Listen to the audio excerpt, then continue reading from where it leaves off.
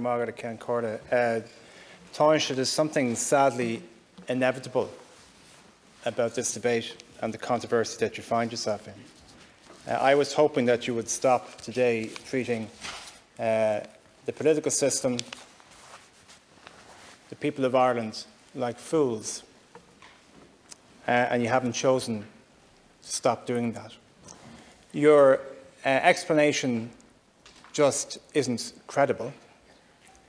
And then you waltz in here this evening, and to the cheers of your party colleagues, you equate giving this document to your friend to exchanging documentation as part of the Northern Ireland peace process. You seem to want to paint yourself as a victim, and you say that nothing inappropriate about informal contacts of this nature per se. And then you say friends and acquaintances and supporters may claim to be closer to you than they really are. And this is clearly a big part of the story. Well, of course it's a big part of the story. It's the entirety of the story.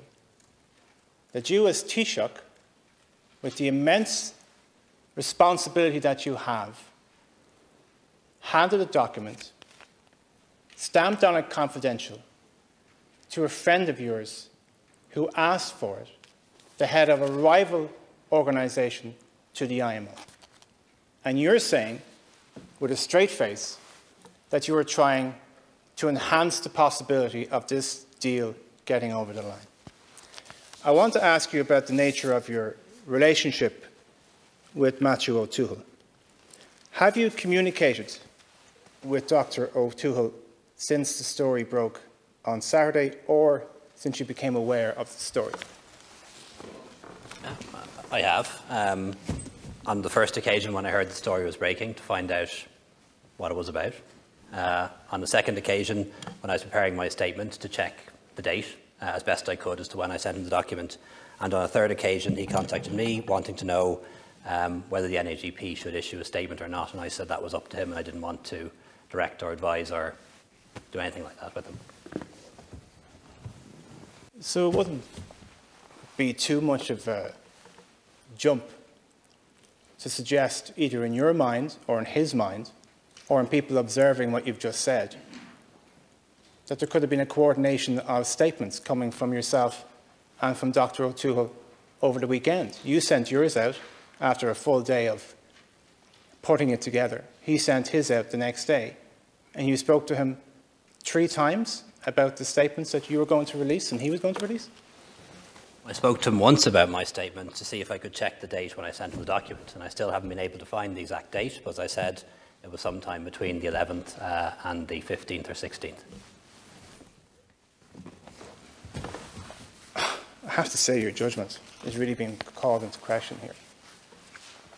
You're in the middle of a huge controversy about inappropriately handing somebody a document that they shouldn't have had, and you're chatting to them about it.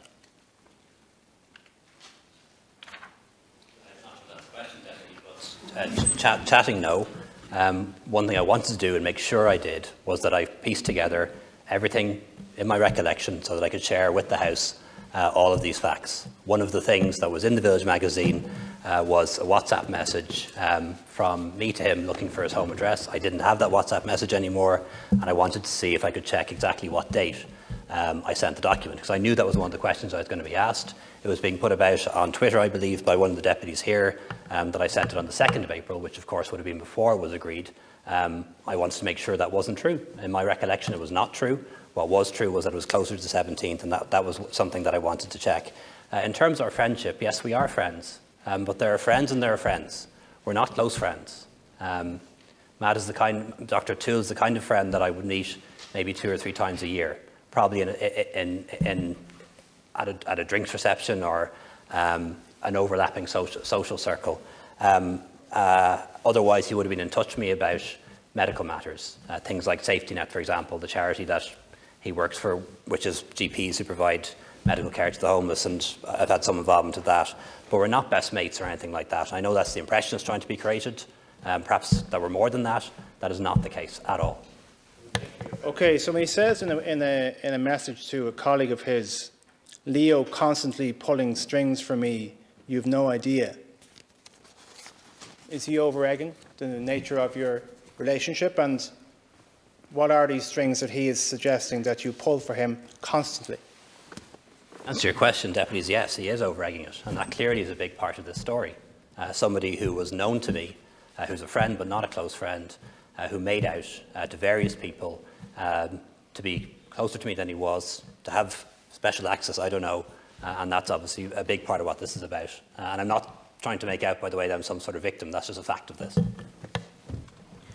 Yeah, well, you did say in your document here, in your speech, that you found some of the allegations against you offensive.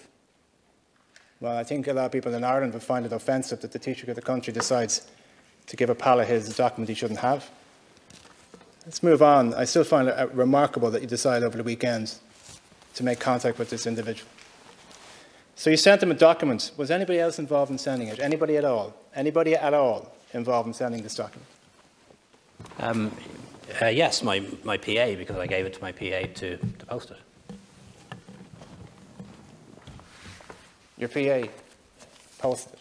And did your PA know what was in it?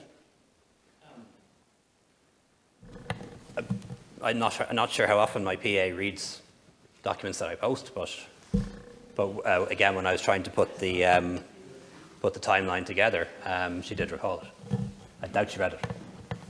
So you managed to put somebody else into an impossible situation. You managed to put somebody else into a situation where they were sending a document not for circulation. Did you instruct her to do this? Did you ask her to do this? I mean, you have to understand what you did. It says on the document, confidential, not for circulation or restricted circulation. And you asked your PA to send it to Dr. O'Toole. Now, did you ask her? Did you instruct her? Was she in a position to say no?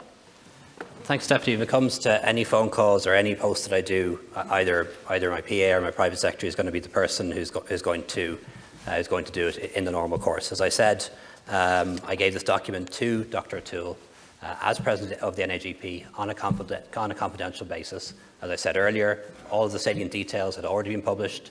The engagement with the IMO had concluded, and the fact that a document, a hard copy document, says on it confidential doesn't mean it remains confidential forever. There does come a point where it ceases to be confidential and becomes a matter that's widely known.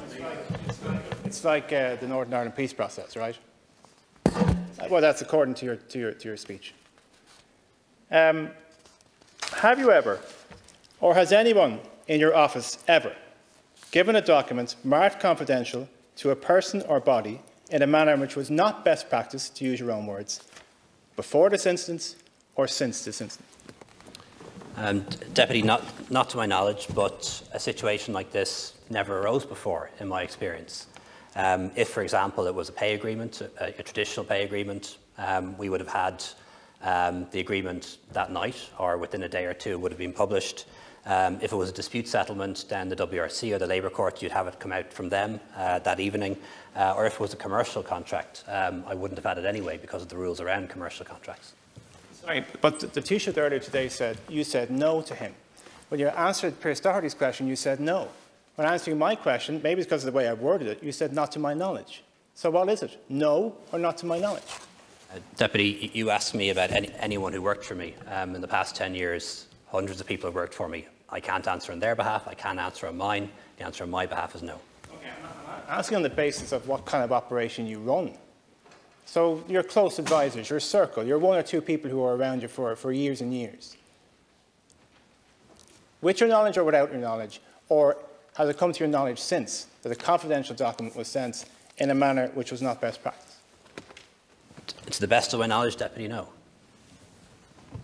Okay, we're getting to the best of my knowledge answer again, whereas previously you said no, and the Taoiseach previously said no. Point of clarification, if you answer a question to me about my actions, I can give you an absolute definitive answer. If you ask me a question about another minister, another deputy, somebody who worked for me or has worked for me, I can't give you a definitive answer. I can only give you an answer to the best of my knowledge. I'm not trying to be evasive here. I'm not hiding anything. I'm just trying to give you, as best I can, a factual answer.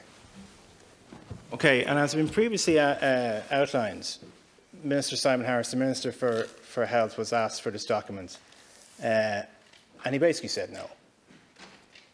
So why do you feel the Minister for Health would have said no, and why did you say yes, and why does Dr. O'Toole to say, to be fair, Leo always delivers? Again, Deputy, I can't answer questions on behalf of other people. I think it is evident from all of this affair that Dr. O'Toole, for his own reasons, made out to be closer to me than he was. On this occasion, I shared that document with him in confidence for two reasons. First of all, because the agreement had been done, had been announced, had been approved by Cabinet, and I wanted to ensure that it would get maximum support from the GP community, trying to avoid a repeat of what we had in 2015. That was my motivation. We'd moved from the point where the deal was done to the point where we were trying to canvass maximum support for it, and that was the reason. Okay, well, there's a million and one holes in that tale of yours. The NAGP were a basket case. They're not a credible organisation by this stage. The previous year, their entire council had resigned. Within weeks of you giving them this document, they had collapsed in on top of themselves. Their motivation in getting this document was not to promote the document. And that's obvious because they didn't promote the document. And in the words of Matthew O'Toole himself, no doubt it'll take the wind from the IMO sails. I'd love to destroy IMO too, says Dr. Matthew O'Toole. So isn't it really the case that the NAGP was falling apart? There was all sorts of corporate governance questions around it, questions around its dealings, how it managed its affairs. It was getting desperate. As you've acknowledged yourself, it began to threaten you and members of your party. And so you helped your pal who asked for the document. So either you're complicit or you're a stooge. Which is it? The organisation was very effective in 2015 when it came to the under-6s contract and undermining support for that and acceptance of that. I provided for two reasons. One, because there was a government commitment to inform, consult and engage them on these talks.